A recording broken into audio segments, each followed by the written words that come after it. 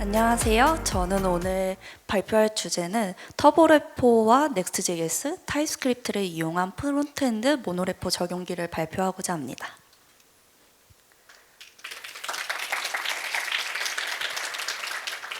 발표에 앞서서 제 소개를 잠깐 하자면 저는 15년도부터 프론트엔드 개발을 해서 쭉 계속 프론트엔드 개발을 하다가 2021년에 홉스라는 회사를 공동 창업자로서 조인을 하게 되었고, 그다음에 프론트엔드 개발을 지금도 계속 하고 있습니다. 이번에 발표를 하게 된 계기를 좀 소개를 드리자면, 저희가 이번에 원래는 다른 서비스를 제공을 하고 있다가 피보팅을 좀 하게 되었어요. 그러다 보니까 전혀 다른 새로운 프로젝트를 만들게 되었는데, 그러다 보니까 저희가 적용할 수 있는 도구들, 새로운 도구들이 굉장히 많았어요.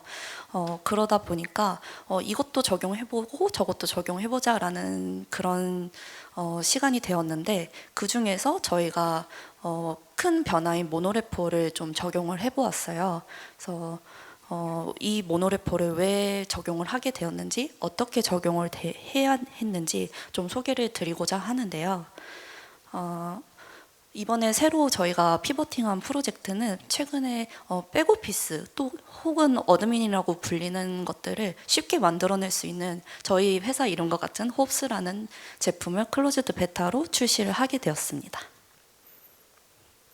오늘 얘기할 목차인데요. 일단은 간단하게 모노레포에 대해서 설명을 조금 할 거고요. 그다음에 저희가 모노레포를 왜 선택을 하게 되었는지, 그리고 모노레포를 도와주는 도구들 중에서 왜 터보레포를 선택을 했고 어떻게 적용을 했는지, 그리고 적용 후에 어떤 장단점이 있었는지를 좀 소개를 드리고자 합니다.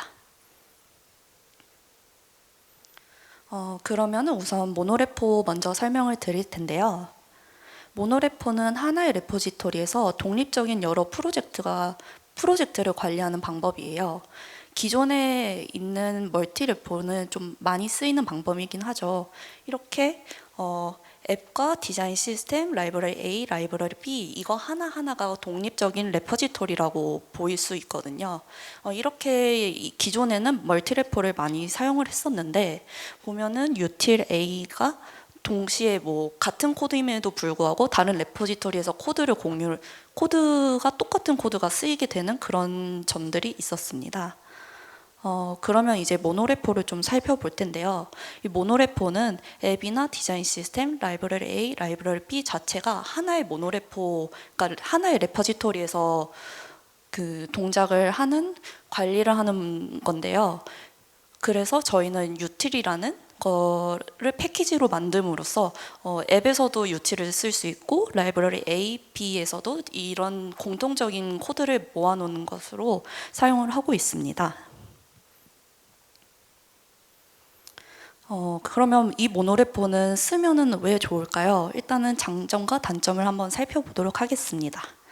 첫 번째로는 빠르게 코드를 수정을 할 수가 있다는 건데요. 만약에 util A랑 B가 다른 패키지에 있다고 했을 때 한 레포지토리에 있음으로써 util A를 수정하더라도 이 앱이나 라이브러리 A나 B에서 코드의 의존성을 주입을 하지 않고도 계속해서 버전을 올릴 필요 없이 바로바로 반영을 할 수 있다는 겁니다.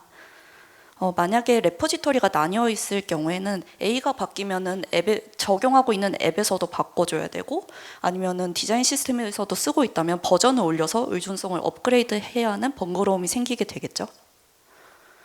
두 번째로는 각 레포지토리마다 사용했던 같은 코드들의 중복을 제거할 수 있다는 건데요. 혹시 레포지토리를 만들 때마다 새로 똑같이 만드는 함수가 있지 않던가요? 저는 디자인 시스템이 있음에도 불구하고 커스텀 버튼들을 매번 레포지토리에서 만들었던 것 같아요. 근데 그런 것들을 하나의 레포지토리에서 패키지로서 관리를 할 수 있다는 장점이 있었던 것 같습니다.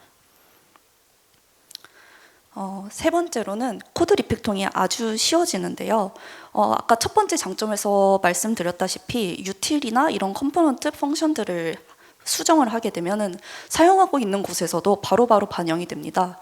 그래서 코드 리팩토링이 굉장히 쉬워지는 장점이 있는 반면에, 하지만 대규모 리팩토링 같은 경우는 사실 피하는 게 좋고 리팩토링 횟수는 좀 적을수록 좋죠.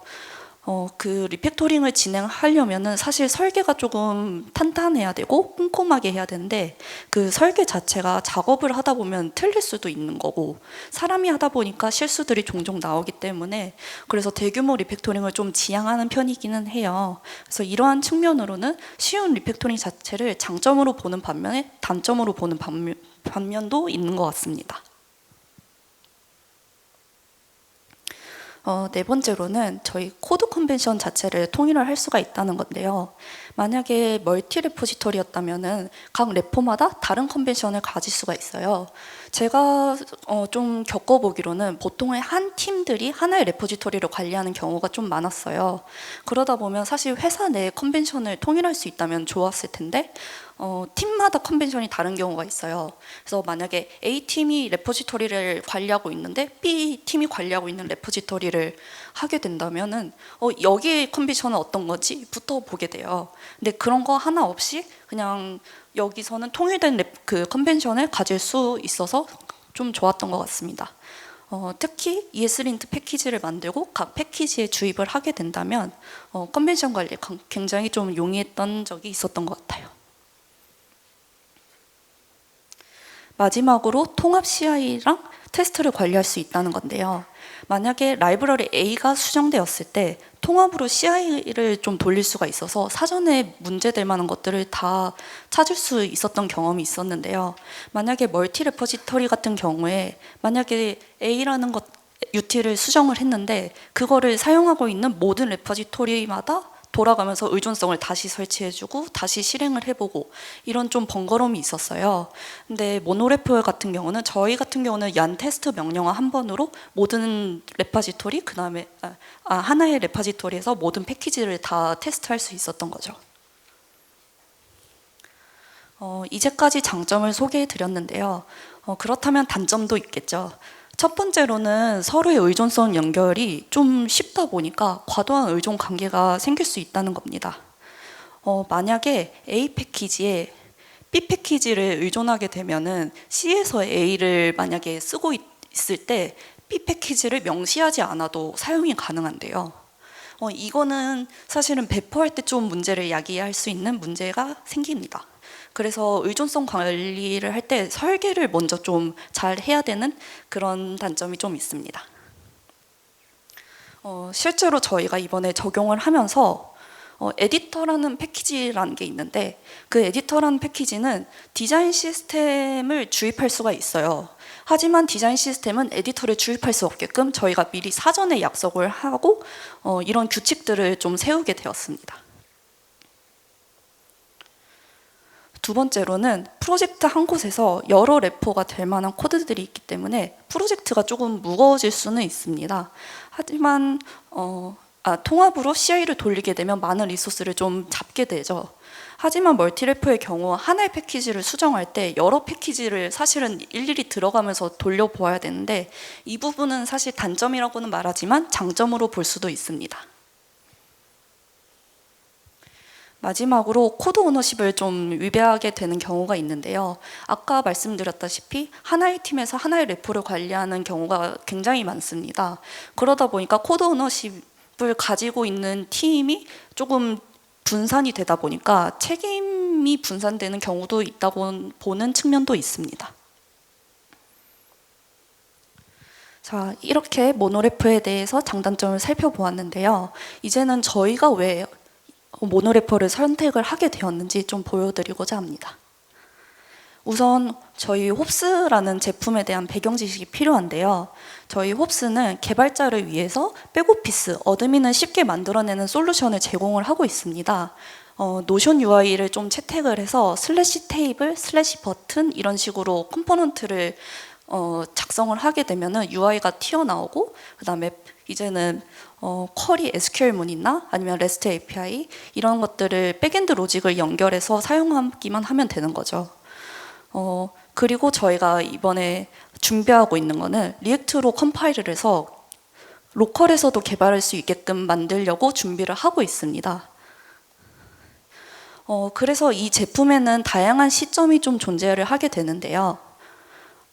홉스 저희가 이 홉스를 개발하는 저희의 시점 그리고 저희 걸로 개발을 하고 있는 고객사의 개발자 시점, 그리고 그 만들어진 걸로 운영을 하는 고객사의 운영팀 시점이 있습니다.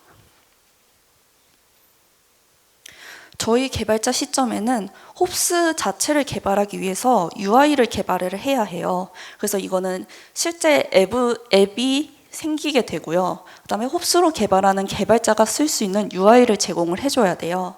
그래서 이거는 저희가 홉스 UI라는 패키지를 따로 만들었고, 이 UI는 추후에 라이브러리로 배포를 할 수 있어야 하거든요.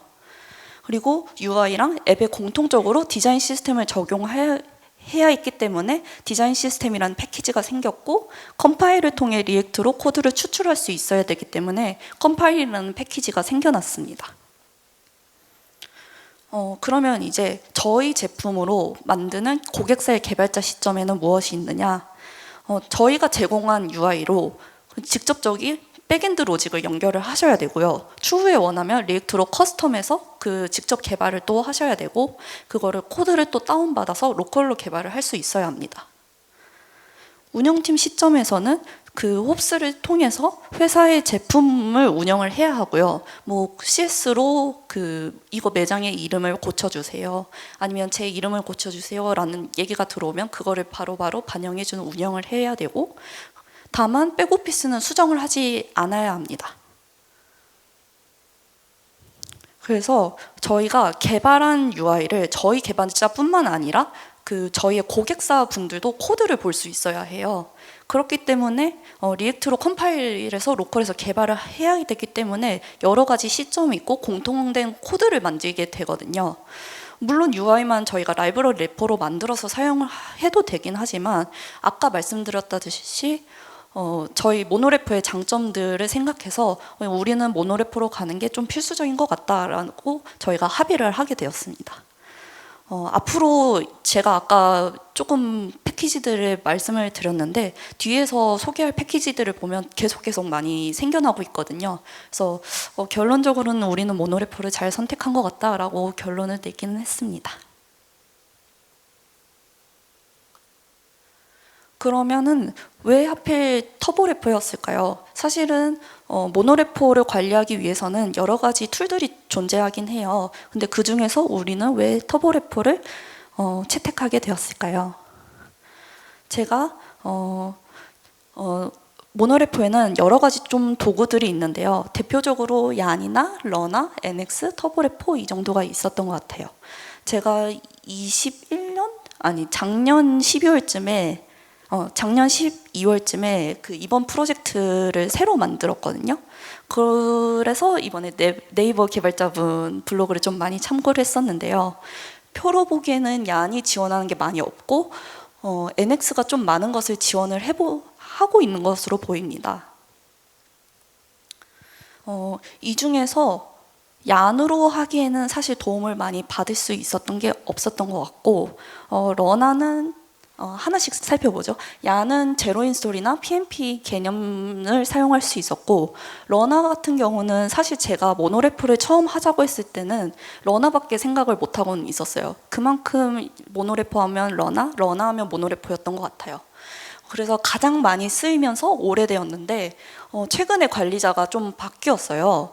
아무래도 프로젝트가 좀 거대해지고 오픈소스다 보니까 관리하는 사람들이 많이 없어지고 하다 보니까 이번에 NX를 만드는 곳에서 관리자가 바뀌었고요. 그다음에 NX 같은 경우는 아까 표에서 봤듯이 툴체인이 굉장히 많았어요. 그래서 이건 되게 스프링 같다라는 느낌을 들 정도로 프레임워크 컨셉을 가지고 있었고요. 터보래퍼 같은 경우는 넥스트JS를 만드는 버셀에서 인수를 해서 지금 만들고 있는 프로젝트고, 그래서 넥스트JS랑 타입스크립트를 기본적으로 사용을 하고 있습니다. 캐싱으로 빌드 최적화도 가능을 하고요.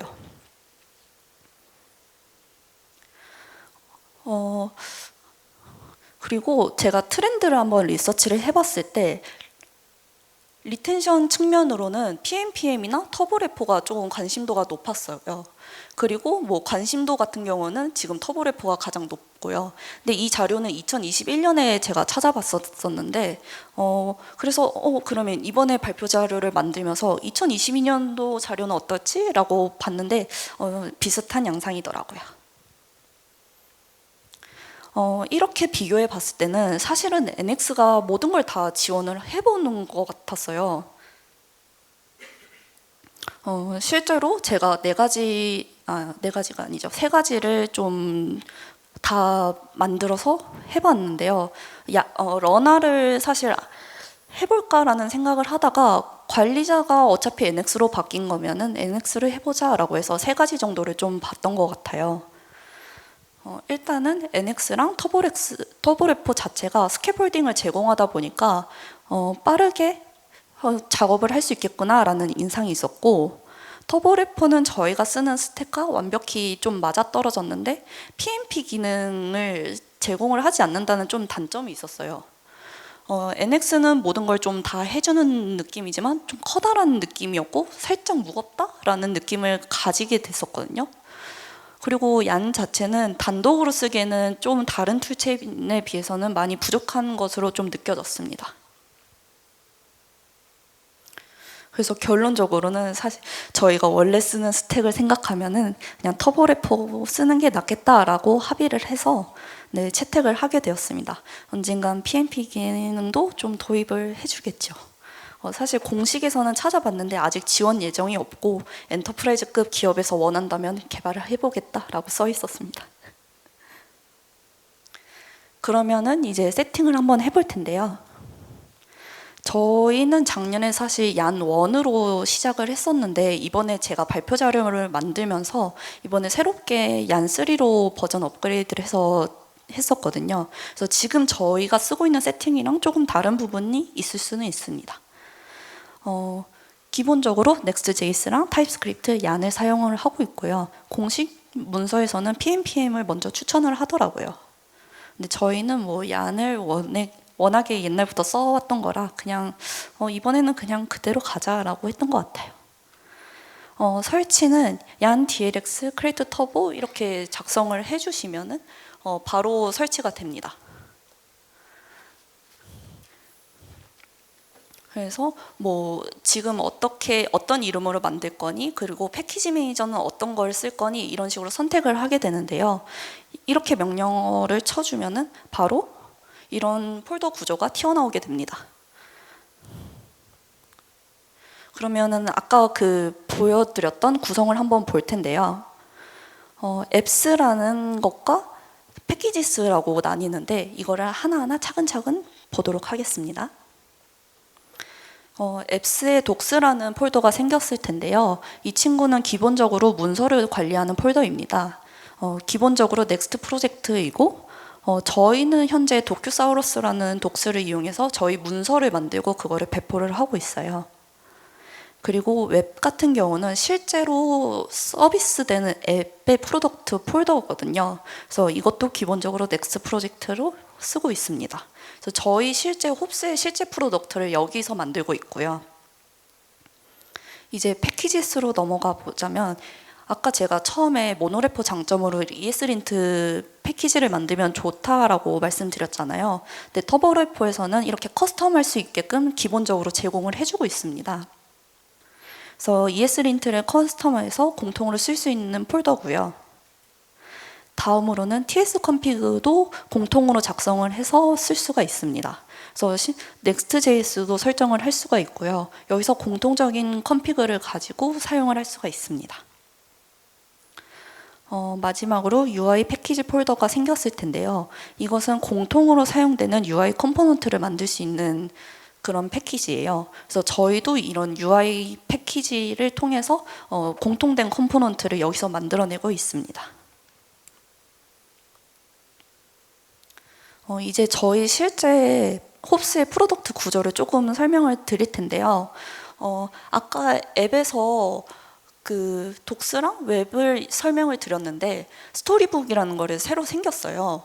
원래는 사실 스토리북이 UI에도 있고 뭐 디자인 시스템에도 있고 여기저기 패키지에 다 붙어 있었던 친구인데 저희가 버셀을 이용해서 배포를 하다 보니까 스토리북을 띄워야 되는데 리소스가 너무 많이 드는 거예요. 뭐 UI의 스토리북, 디자인 시스템의 스토리북 너무 많다 보니까 이거는 그냥 하나로 합치는 게 좋겠다 싶어서 앱에서 저희가 스토리북이라는 폴더를 만들어서 관리를 하고 있고요.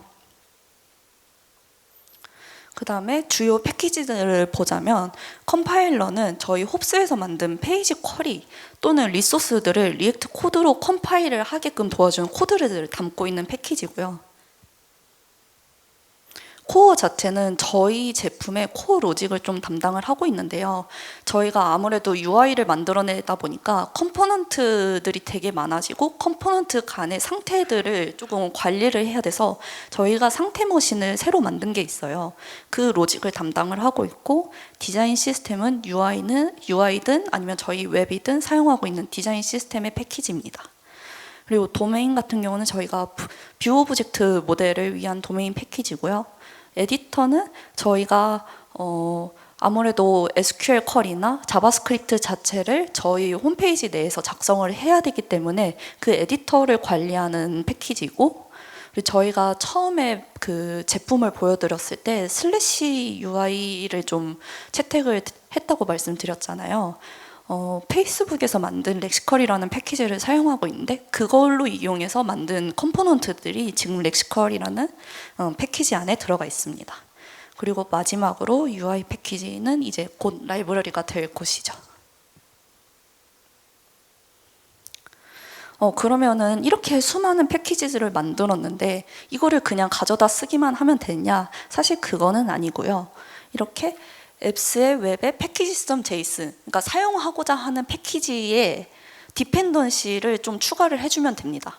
이렇게 UI라고 썼을 경우 UI에 있는 패키지들을 웹에서 바로 사용을 할 수가 있는 거죠. 그러면은 이제 스킵홀딩 이후에 패키지를 새로 만들고 싶다면 어떻게 하면 좋을까요? 새 패키지를 만드는 데는 두 가지 정도의 방법이 있습니다. 첫 번째로는 수동으로 설치를 하는 건데요. 그냥 그 폴더를 하나 만드시고 얀 init 하시면 패키지.json 만들어지고 여기서 그냥 새롭게 만들면 되고요. 두 번째로는 이거는 사실 저희가 처음에 만들었을 때는 없었던 기능인데 이번에 발표 자료를 만들면서 새로 생겼더라고요. 바로 코드 제너레이터를 좀 사용을 하는 건데 터보젠 워크스페이스 카피 명령어를 좀 통해서 새로운 패키지를 만들어낼 수 있었습니다. 터보레포 중에 특이한 거는 사실 이 의존성들의 그래프를 볼 수 있다는 건데요. 어떻게 하는지 일단 알아보도록 합시다.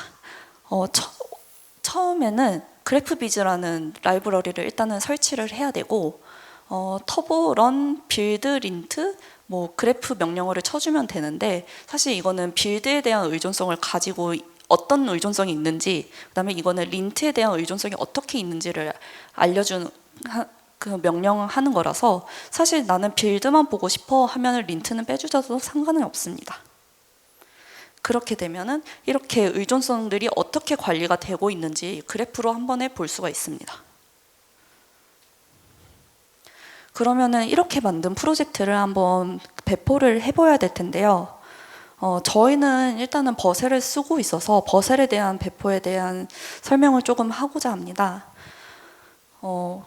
버셀에서 배포할 때는 사실은 그냥 크리에이트 그 프로젝트를 해서 그 순차적으로 따라가면 되는데 그 중에서 가장 특이한 점은 만약에 리액트 앱이나 넥스트 앱에서 만약에 env를 사용하고 있다 싶으면은 turbo.json에서 이렇게 env를 설정만 해주면은 바로 버셀에서 있는 env를 웹에서 사용을 할 수가 있습니다. 그리고 설정으로는 루트 디렉토리를 설정을 해줘야 되는데요. 이거는 저희가 웹을 배포를 하기 때문에 앱스 웹이라는 경로를 추가를 해주었고요. 그리고 사실 밑에 있는 빌드 세팅은 안 해도 됩니다. 모든 걸 다 해주고 있기 때문에 기본적으로 빌드 세팅은 안 해줘도 되는데요. 하지만 그렇게 인생은 호락호락하지 않았고 저희도 이게 왜 안 되지 하고 있었는데요.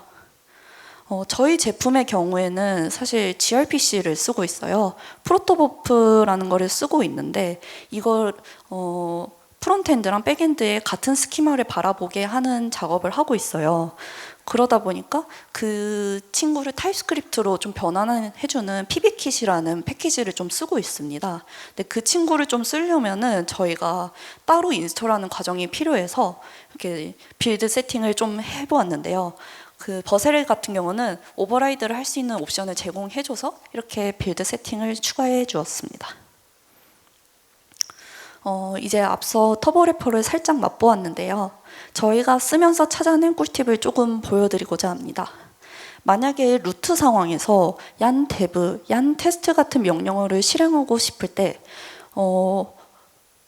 이렇게 한다면은 사실은 모든 앱과 모든 패키지가 테스트가 돌거나 모두가 실행이 되거든요. 근데 이러면은 노트북이 무거워지고 갑자기 이륙을 하고 나는 이걸 하나만 패키지만 실행을 하고 싶은데 이 하나만 실행시킬 수 있는 방법이 없을까? 라고 했을 때 만약에 해당 프로젝트로 CD 이동해서 얀 데브 아니면 얀 테스트 해도 상관은 없지만 터보래퍼에서는 필터라는 옵션을 좀 제공을 하고 있습니다.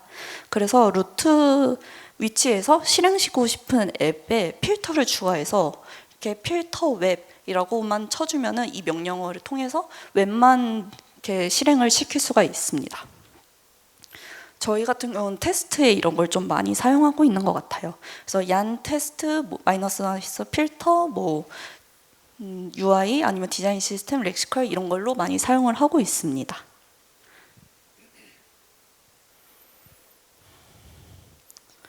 참고로 저희는 하나의 파일이 있으면은 하나의 컴포넌트가 있으면은 유닛 테스트랑 스토리북을 무조건 사용을 하고 있어서 저희한테는 좀 아주 유용한 명령어였던 것 같아요. 두 번째로는 패스 에리스 하기인데요.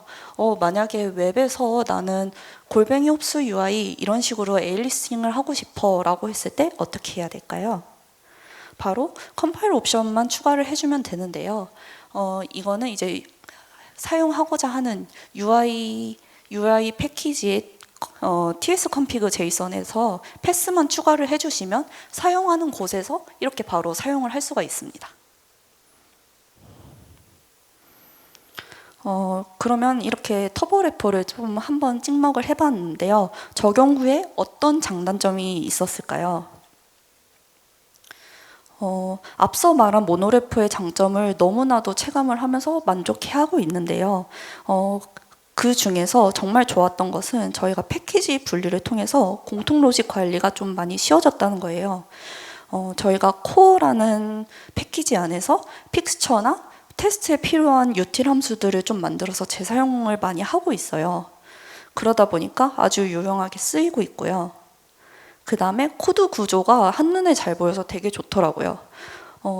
저희 사실 개발을 하다 보면은 이 라이브러리의 코드 구조가 어떻게 되는지 보고 싶을 때가 좀 막막하게 있는데 타입이 아니라 코드가 어떻게 짜여있는지를 보고 싶을 때 이럴 때 아주 유용했습니다. 그래서 디버깅이 아주 용이했고요.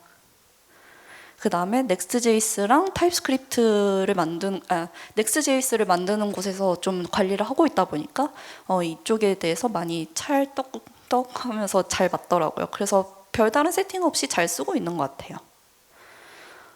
그러면 이제 단점을 좀 살펴볼 텐데요. 단점으로는 의존성 관리가 조금 힘든 거는 있었어요.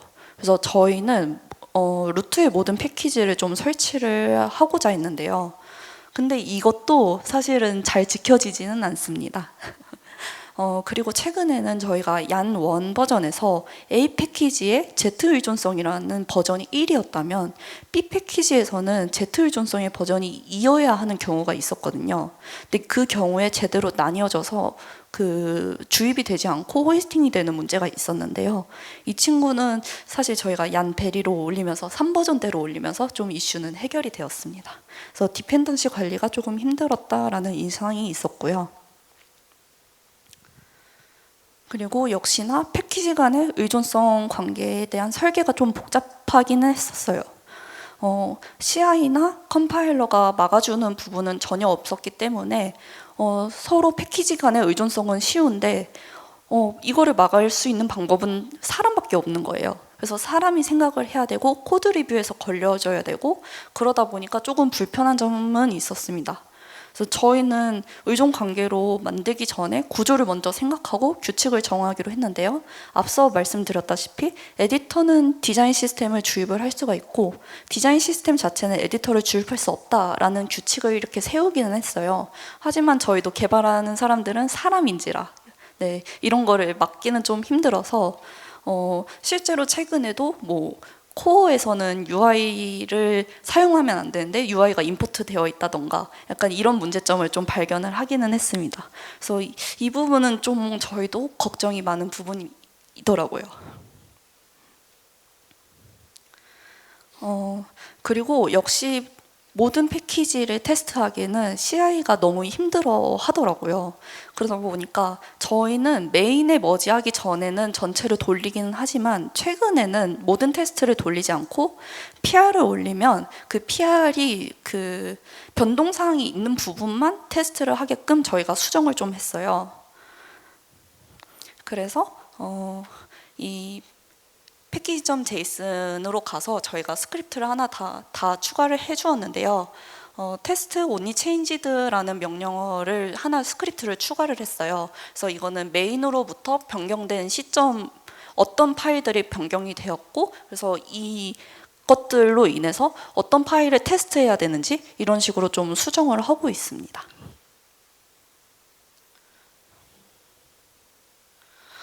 결론은 저희가 모노레포는 사실 하나의 제품에서 필요한 패키지를 여러 개 만들 때 좀 필요한 적절한 대안이라고 생각을 했고요.